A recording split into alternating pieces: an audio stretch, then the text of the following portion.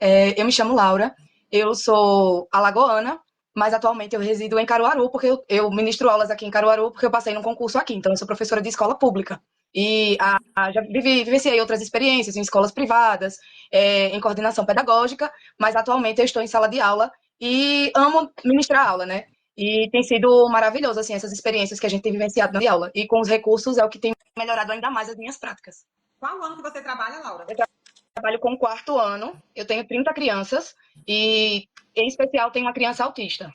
Eu já fiz parte, né, de outros grupos, assim, até que foram legais, mas as pessoas entregavam os materiais e acabou. Pronto. E nos grupos eram fechados, a gente não podia conversar. E a partir eu acredito que foi entre maio e junho que eu fiz a adesão do MADA. Acho que foi nisso, a partir desse tempo.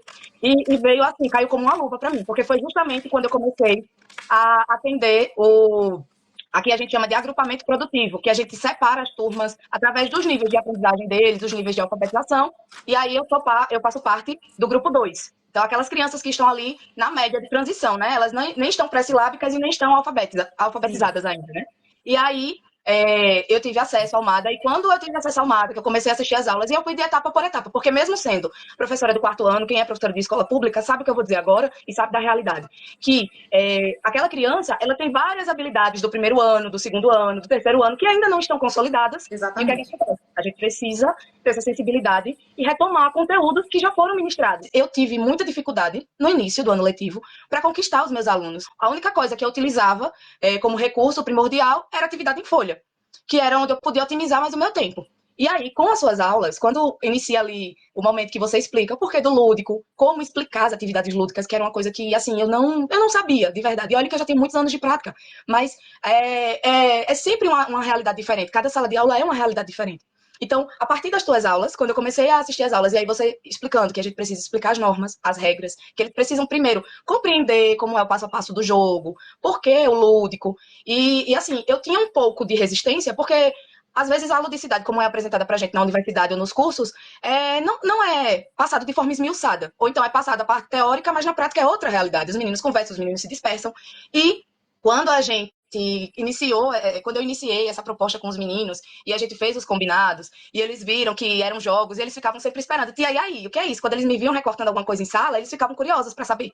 Tia, e aí? Isso aí é o que a senhora está fazendo? É para a gente utilizar. Quando eu estava cortando a parte do sistema monetário, que eu imprimia as cédulas e tudo mais, e os problemas, aí eles ficavam dizendo, a gente vai usar dinheiro na sala.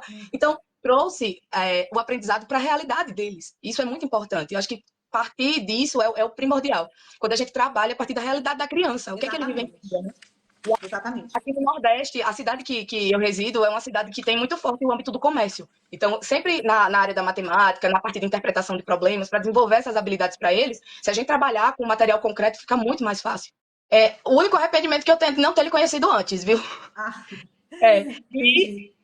ele não alcança, ele supera as expectativas, Geisiane, porque, primeiramente, o suporte, né? O suporte, ele é incrível. Eu tive uma dificuldade de acesso no início e, assim, as meninas sempre muito solícitas. Você também entrou em contato comigo, mesmo sem me conhecer, nem ter conversado nada, mas você é sempre muito cuidadosa, a sua equipe, né? Respondeu.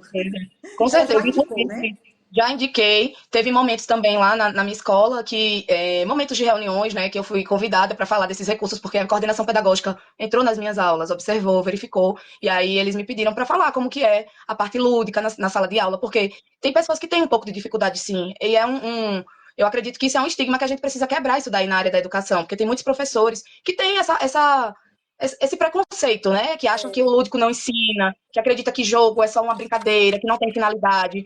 E não é assim. Tudo tem uma finalidade a partir do seu planejamento, como você mesma falou.